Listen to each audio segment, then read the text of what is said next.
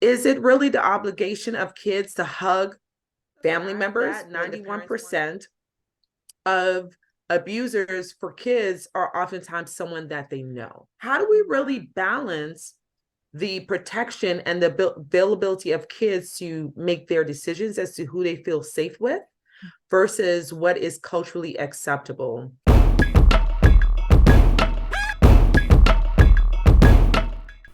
So, you guys, should we be asking kids to hug people during the holidays? Is that a reflection of the needs of the parent more so than the needs of the child to develop social skills? Let's talk about it. Thank you for joining us again. I get you all to myself. Today, Mitchell, thank you for joining us again for this very important conversation. And for those who haven't watched our other videos, and if you haven't, definitely go back and hear what she has to say on other videos.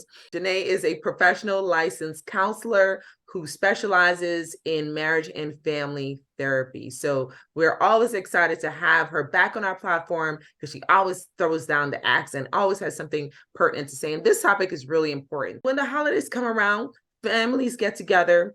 And oftentimes, when you're a child, many of you may remember, you're told to hug Uncle Sal or Aunt Jody.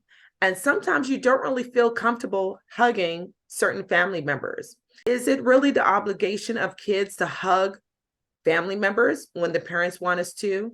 This topic is so important, you guys, that one of our panelists today that was scheduled to be on the panel today was triggered by this topic. That's how much it's very much real and affects people that you may not necessarily think it would affect. So 91% of abusers for kids are oftentimes someone that they know. And the balance is, especially in many cultures where it's rude to not hug someone when they come to visit, how do we really balance the protection and the availability of kids to make their decisions as to who they feel safe with versus what is culturally acceptable? So, Janae, let's get into this because this one I know we're going to touch on some people's toes, but I think we're going to have to. Absolutely. What do you think about the obligation of hugging family members? It's really interesting because as I was just kind of thinking about this topic, it really brought me back to my own childhood, and times where I've kind of felt forced to do that. And even now being a mother, and like having my daughter sometimes, like if we're at church, I kind of pull away from somebody and I feel this like weird feeling like I should force her to. But over time, like I've had to really check myself about that, and realize that it's more about like, why is this bothersome to me? And allowing my daughter not to necessarily be rude, but trust her, like really figuring out what's safe and what's not safe. And so for me, I've stopped kind of like forcing her to do it, and I may like try to present a different kind of outcome. Like I might say, you want to give them a fist pump, or like, can you wave, or can you say hello? Because like when this topic is very relevant and even personal for me in upbringing. So I'm very protective of my child, and I definitely think like we should trust children and educate them on having that body autonomy, because what ends up happening is if we don't, as they get older, the ability for them to trust themselves decreases over time, because now they feel an obligation, even if something doesn't feel right or is not safe. It's still like, well, I gotta do it because so and so is putting pressure, or they're saying it's disrespectful, so it makes them kind of question themselves. Yeah, you raise a couple of really interesting points. And I want to touch on something that you said and that I thought was so profound. Why is it that we feel that awkwardness when kids make that decision? What is that saying about us culturally? That somehow a child making the decision not to hug someone or to speak with someone is reflective of us. Yeah, parenthood has really it's like a mirror. And over, my daughter's 3 now, and over the 3 years, I have had to have a lot of like come to Jesus moments where it's just like, sis, you might not be as healed as you think you are, or like maybe there are some unresolved things. And so I think what I used to feel come up in me is like, well, what people don't are not going to think like I'm raising her to be mannerable, or Mm, people are going to think like she doesn't have any control, or like our house is a zoo.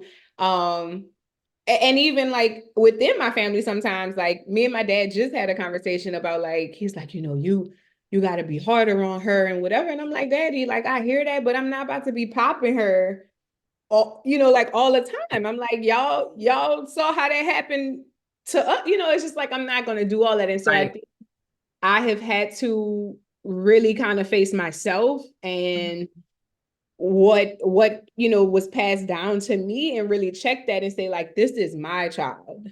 Mm-hmm. Like and there are some things that were passed down that are great, that I'm like, yeah, I want to incorporate this. And there are other things that I am in my right to say I'm not going to do that, and be able to stand confidently in it, because at the end of the day, like, to some degree, I guess people opinions matter, but truly when you know that you are operating from a place of protection and love for your child, then in reality, it doesn't, because Right. I'm doing what I need to do to keep my child safe and whole and able to know that like their body is theirs. And if anything is going wrong, that they can feel safe enough to come to me and say, what's going on. Yeah, and I think, the fact that you're right, it sounds like the judgmental portion of parenting Mhm. is playing a role in making unsafe situations for children. Yeah, One of the things that I thought is also really interesting about this topic is that for us as adults, it takes time for us to build trustworthy relationships, right? we expect our children to. And somehow we expect children, by proxy of our judgment, to make the same decisions. So I think also it reflects the fact that we don't see children as being individuals or of having the ability to make decisions. And yes, sometimes they may make a decision that's wrong, right? Mhm. Or they may make a decision that doesn't make sense to us. But in their world, because of their emotions, because they're now having an upbringing that we didn't have, right? Their experience as a child is different from our experience as a child. And so our experience as a child, we all grew up in, not all, but some of us grew up, however you grew up, you may have grew up more in a community setting. Even if we didn't have, we had community, right? And there may have been some more safety or more safeguards, or so we thought. For sure. Um, and so certain things were more acceptable. But now that we're in this environment where it may not necessarily be less safe, we just may be more aware of how unsafe it has always been. Mhm. Kids are having different experiences. They're growing up in times of, just think about all the stressors that adults are experiencing now. Kids are still having to figure out and maneuver their emotions, their emotional health and their mental health at the same time we are. The wars, they're trying to understand war. They're trying to Happening before. understand, what's going on politically, because they're hearing things, and one of the things in one of our recent videos that came up was the fact that we tend to underestimate children's ability to um, understand to some degree what's going on, and then be able to express themselves as a result of how they assess the situation. For sure. Yeah. The other thing I thought about with this was that children can have a bad day, right? Yeah, It doesn't necessarily mean that the withdrawal from the person is reflective of their perception of that person, though we're going to get into that next. It could just be, I'm not having a great day and I don't feel like hugging nobody. for sure. And I think that's something that I've had to, I think in holding up the mirror, I have had to sit in it and say, like, girl, it's not about you. Like, like people are not always thinking like something about your parenting just because something's happening with your daughter. And there are times when I know for a fact she's tired, she's hungry, and it's not a good day. And then there are times where I feel like there have even been times when I felt like I had to explain that, where I feel obligated to like Interesting. excuse why maybe she's not being responsive or what have you. And I'm just like, back in the day, I'm like, she's two. That's explanation. Like I've had to like Why really do we sit not with that like myself. I'm like, she too. Like she's been on she's the earth? learning how to navigate life. Like Yes, why yes, am I even being this deep into it? And it really made me just it like really, really, really come to grips with that. It's just like we really put pressure on ourselves, but I think also society, and I would dare to even say culturally, we were brought up where it's just like children always gotta, they've seen it, they not heard, they gotta be this way, they got, and so we hmm have this pressure to have these perfect children. And it's just like we not perfect. So right, right, our kids are also, gonna reflect some of the things we experience and how we're feeling, but also they're gonna reflect their realities, right, right. you know? Yeah, yeah. And it's that's such a great point. She's 2 years old. I love that point What am I because I mean, like? What are we talking about? she's only been on the earth for 2 years. Literally. This And very and probably complicated wasn't world. even fully conscious that she was the whole two. So it's like Right, right, what are we talking right. about? And Her. why? And also if people are taking offense, it's like, Let's she talk about that part though. Let's like talk about the other part. you gotta own People that. do people do get offended. Yes, absolutely. People Why have do made why do comments. people get offended by this?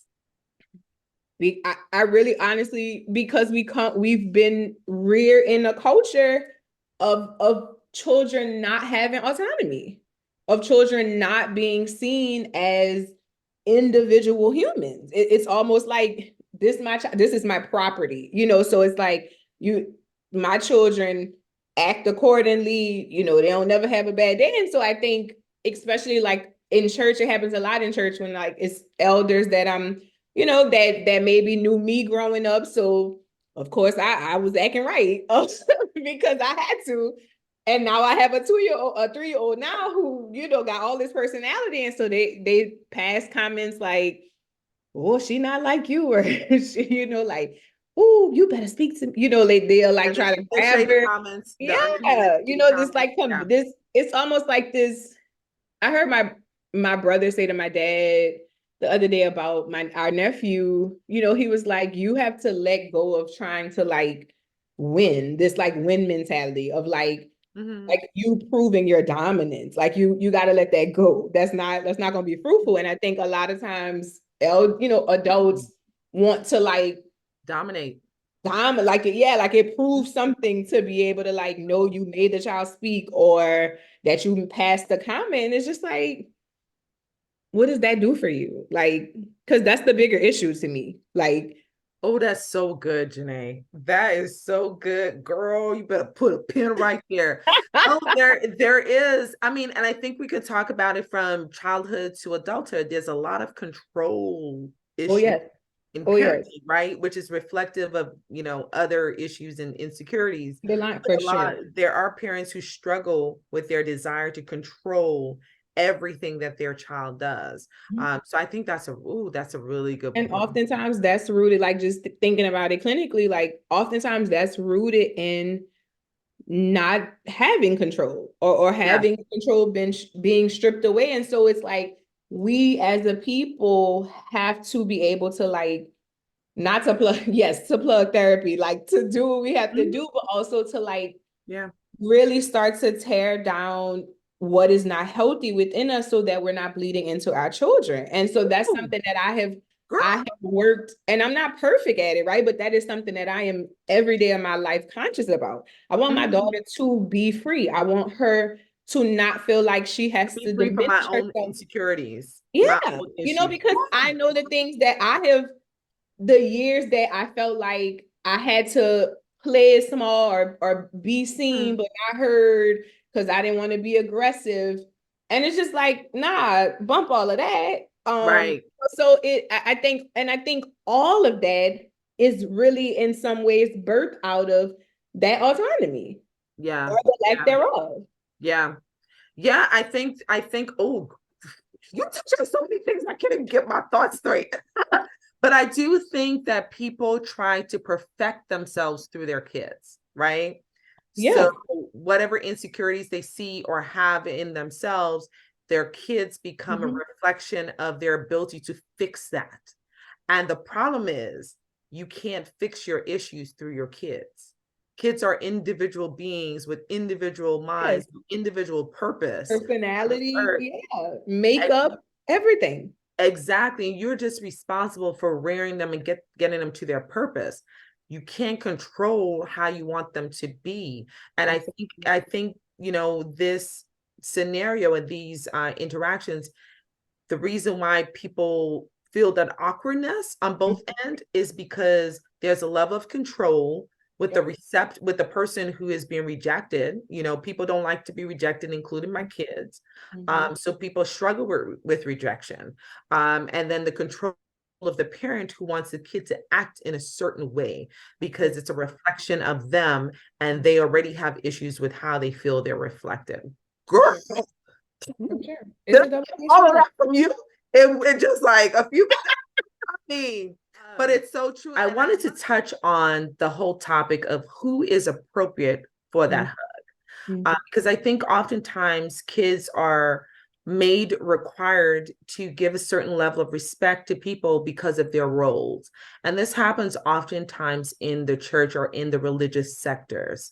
And for me, who grew up in the church, I saw this over and over, the obligatory hug for the pastor or the elder in the church. And Mhm. unfortunately, we've learned that a lot of inappropriate activity when it comes to kids and abusive activity have actually happened in the religious sectors. And this is why I think people were so outraged when recently the Dalai Lama kissed the young Indian boy. And apparently, we learned that this had been going on, and supposedly it was a part of the religious the religious practices.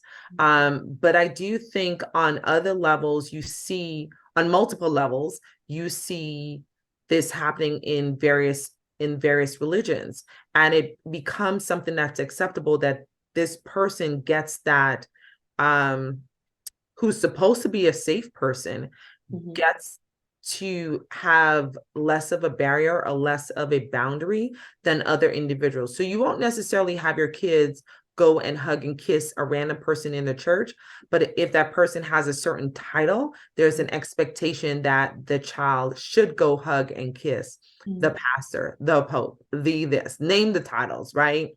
Mhm. So why do we seem to break down these barriers when it comes to especially people of a certain distinguished role, whether it's an official or whether it is a religious leader? I guess I can answer that in two parts, kind of what I believe about our society, and then I can share like personally what is the practice for myself. Mhm. I mean, I think societal on a societal level and a cultural level, it's like it's a level of reverence, or I think the belief about it is that it's a level of reverence, it's a level of acceptance, and so and ideally you the belief is that this is a safe person, Mm. and so culturally we are an affectionate people, right? We hug, we kiss, and so my belief is that that is kind of where it's birthed out of, for me personally, and this may be due to my own lived experiences, like my own trauma, and I think COVID and my daughter is from birth is not with the affection. So for me, like we don't do a lot of hugging. I may say to her like, tell Pastor, hey, and so she will reverence people. She will, hey, she will say hello. Mm-hmm. She'll do fist bumps, or like little slaps, but we're not big on hugs, and I I mean, I personally, I don't get a lot of pushback from it. I definitely think like COVID has helped in a Yeah, lot of it got ways. easier. Yeah, I really do think like over the last few years, this in some ways has gotten a little easier to do. Of course, I think with when specifically when we think about families, um, Mm-hmm. it still is very much a tricky component. Mm-hmm. But I think just in terms of like religious sector, just like more community wide, it's a little bit easier to manage or combat, if you will. Yeah, yeah. And I think also you touched on the point that COVID has had an impact, right? So now we're raising a generation that is more accustomed to being isolated and not having a lot of social interactions.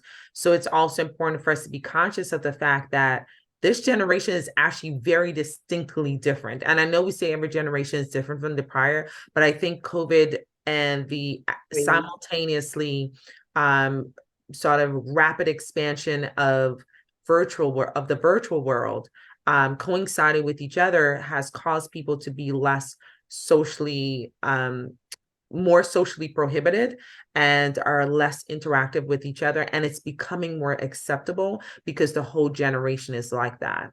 Yeah, So I do think we are seeing a little bit of a turn based on those two factors. But you raised another thought in my head is, should parents be having conversations with their kids as to what they feel comfortable doing in general? Like, absolutely. are you comfortable hugging other people? Are you comfortable? Like, what's comfortable for you? Yeah. I mean, Nima's three, but like she have an old soul, I guess. My daughter does not even, she won't even give my dad a kiss. And it's because of his facial hair. But Uh-huh. I remember like when it first started happening, I used to be like, girl, give Poppy a kiss. And then I got to the point I was just like, it's okay. Like she loves him. She's clearly around him. Like she'll hug him and she'll even say to him, like, don't give me a kiss, Poppy. And so I talked to her and Love I that. found out that it was because of the hair because I Mhm. engaged her about it. I'm just like, Oh, you that's don't, good. I'm just like, you don't like for Poppy to kiss you. And she's like, no, it's itchy, and so, and She's a not that I kid. ever would believe that my father would do anything to her, but at the end Right, of the day, I'm her mama. And right, so right. I pay attention to spaces where she is resistant and spaces where she's not. And so I'm questioning if I notice something like that. I'm like, well, Oh, tell that's me. good. Yeah, I cannot leave any like page unturned because Mhm, of what my experiences were. And I mhm. am very um cognizant not to put my trauma onto her, Yeah, so yeah. I work at not being like overbearing of a parent, but at the end of the day, I'm also not gonna just feel like, oh, this is our family.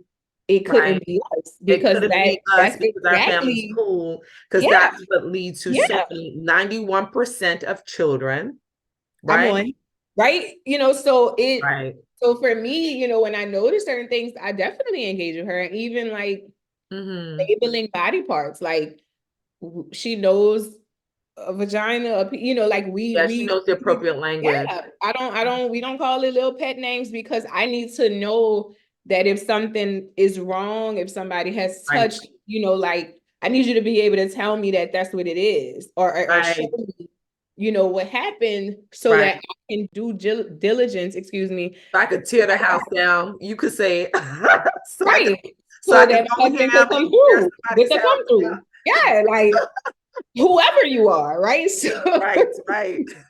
Lord Jesus, I am that parent. Like Listen, we joke all the time, like y'all. I pray don't nobody be bullying my children it's, because it's a wrap, right? I'm that mama. Like, I am that mama. And it's and think about it, like the other thing that I wanted to touch on is just the subtleties of predators, right? So oh yeah, people also assume that predators have a certain look, have a certain like aggression. you can just see across their face. Right, right.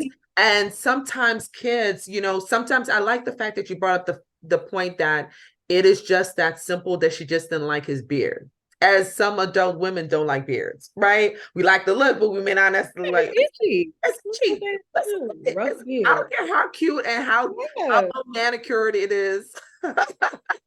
It is itchy. Yeah. But to your point, we oftentimes just assume that it's something about the individual, and sometimes the individual makes those assumptions, and sometimes it's because they know they ain't right, Absolutely. and they're wondering because people in a lot of cultures, it's believed that the innocent spirit of a child can pick up and zoom in Yes. on things that they can't necessarily express Let but me tell will you. respond. You can learn. I think this is the beauty of children too. Like, first of all, children are a gift. Being a parent or any connection to children is a blessing and it's a gift. And I learned so much. I have grown so much as a person. I have healed a lot of my younger self through the eyes of like my daughter. And I would never forget, like a year ago, my godmother, who is also my aunt, just had started like out the blue dating this man. Um, Mm-hmm. and my daughter was by her house and I was coming to pick her up. And so like I walk into the house and my daughter's like not near my nanny. And she's always like very close, affectionate with my nanny. My nanny's like, come in. Like she would not go to her. And Mm-hmm. so initially, like, I didn't think anything of it. I was just like, okay, maybe she's just tired, whatever. And so she introduced me to the man. And I'm like, how you doing? Whatever. So we leave. Mm-hmm. And she wouldn't like hug her because my nanny. Mm-hmm. So then, like, after the man left, I think my nanny either came to my house or to my mama's house, and my daughter was like normal self with her. And so that made the wheels start turning. I said, Hmm. okay. So I didn't say anything then. I'm like, I Right. just kind of peeped game. I was like, that's interesting. My Mm-hmm. was at like 2 at the time. So Mm-hmm. then like that following weekend, we had like a family gathering. The man was there again. Same thing. Would not go to my nanny. Like wouldn't talk to her. She was trying to hold her, was crying, whatever. And so I said to my mom, I was like, something not right with this man. Like I just said it. It's that spirit. Literally, I don't even think a whole week had passed. Uh-huh.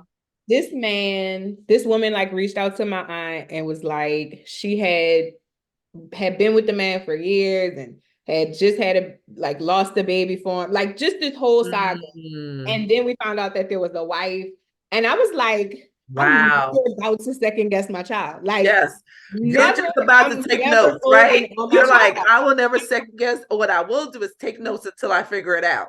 Yes, and it made so much sense to me then. Like, and Yeah. in that moment, for my daughter, my nanny wasn't safe. You ain't safe right now because you over here with this energy, like Yes.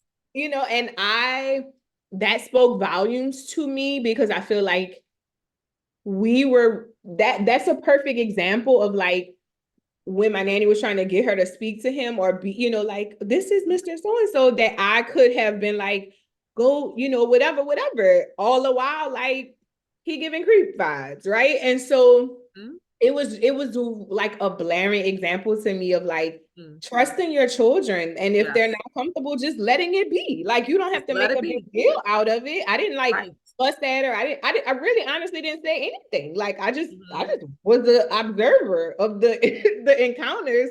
But it was funny, but it also was just like, this is stuff that really happens. Yes, absolutely. And I love the fact that you tuned in. You didn't confront her about it in a uncomfortable way. You engaged her in conversation and then took notes and continued to observe until you figured out what's Hold going it by his on. own, And baby. I think that I'm not a parent, but I like that approach for it because even from a child perspective, I can definitely tell you individuals that were shady that I picked up on when I was younger, that was Oh, always around. I always kind of picked up on their spirit and did not want to go near them. and but we were made to, and Yes, that is confusing as you right. grow up. Now you start to one second guess, well, is this Let's person talk about that, like, Janae. is this person not Let's a better talk person? about Like, that. am I tripping? Like it Yes. brings so much conflict and like confusion with the anxiety. better talk Like on all of it, yeah, it's it. mind boggling. It's huge. I think people don't understand how huge it is. And yes, we talked about previously that by the age of 3, kids are developing and figuring out trust by the age of 3. So it happens very young, oftentimes when they can't really verbalize things. So it's really important to do exactly what you did, to be observant and watch their interactions, and then address it on a level that is appropriate for them. But man, what you just said, I want to go full force in that. People don't really understand. At the same time, you're learning also your ability to trust your instinct. And a lot of times people grow up and don't have and have instinct confusion, right? Because we have been trained in those instances to go against your instinct. And so you don't learn in a mature way how to mature your ability to tune into your instinct and trust it and kind of follow your instinct, because you have learned early in your lifetime to question your instinct in those instances. And that To do becomes it what someone else says right. without And question. you prioritize someone else's advice over your instinct, and that is a learned behavior. So when women get into circumstances, or men get into relationships where they encounter some type of abuse, oftentimes it's because they had an initial instinct about the person. They saw the red flags. Because how many times have you had a girlfriend where you're like, girl, there are so many red flags. Do you not see the red Girl, what do you need? What do flags? you need? Like, do I need to march with it? What And else has to to a certain happen? degree, we've all kind of been there, right? For And sure. I think For it's sure. rooted in this learned behavior where you're like, I guess I see the red flags, but I don't know. Do I? Am I Is seeing it red red? flags? Are those red Is it yellow? flags? Is it Is yellow? it me? Is it? No, but it's so real, right? We've learned how to question our instinct. And so even though people are like, you don't see those red flags? Yes, we do. But we don't know how to trust our instinct. And that's the problem. And I think it can be traced back for a lot of us. And it doesn't always have to be relational, right? Because our instinct guides us on all decisions of life, career, finances. And I think it's traced back to these moments where we have been taught to override our instinct by Absolutely. trusting someone else who is not walking in our shoes. You guys, this learned behavior can also train people to become people pleasers as they become adults. I didn't realize we would go all the way there, but I'm glad we did, because I think sometimes it's hard for us to connect the dots. There's so much rearing, hence why it's called rearing. There's so much rearing in our childhood that lays these foundational norms that are truly abnormal and really determine how our life goes. And it starts so early. So if nothing else today, I really want anyone who's watching this, who is a parent, who has a kid, I'm not trying to tell you how to raise your kid. I am a little bit smarter than to know to tell anybody how to raise their kid when I ain't got no kids. Or even if I had kids, I wouldn't tell you how to raise your kids. Okay. I'm a little bit wiser than that to know that. But what we do want to do is to at least have people consider, at least consider Examine it. Yeah. these possibilities. Consider that your child may just be having a bad day. Consider that your child may be picking up on something that you're not aware of because you have a pre-existing relationship with this person and maybe a little bit blinded to what an innocent child can see. Perhaps your child has a practical reason. Consider that your child has a practical reason. Body odor, itchy skin, these things are real. And sometimes this stuff and you still want the child to experience that uncomfortable moment just to complexion. you, It's a just to whole please you, right? So it's just like, consider these options, because what you do not want to do is raise a child that questions their instinct and their own internal central guide. And you can call that what you want. I'm not trying to spiritualize you, but you can call whatever that guide is. You really want to help your kids tune into that. Because if you're not here today and tomorrow, that guide and that relationship, if that bond is strong early, then you can be gone today and tomorrow, and you can rest assured to know that you have taught your child how to trust that guidance, regardless of what they see.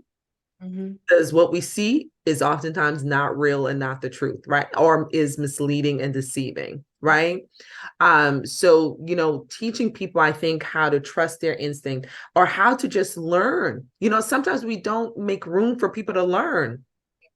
Like, you have to learn relationships. There is no class on that. We don't go into a class and learn how to maneuver relationships. Even the experts on relationships are continually learning about those dynamics. And so allowing not just ourselves, but kids to learn relationships. Who are you? What are you? How do I feel about you? And allow their relationship to evolve. Sometimes it takes an evolution. It doesn't happen instinctively because it doesn't happen instinctively for us. When we meet somebody new, we have to learn that person and build a relationship based on what we're learning about them.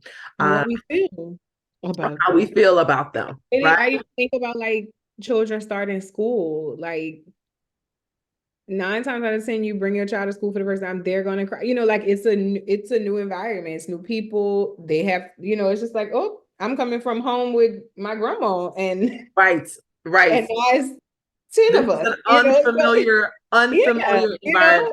and that is that's when I say, like, I have really had to become a student in this journey of parenting, because it's just like we really be having expectations for these kids that are just not unreasonable.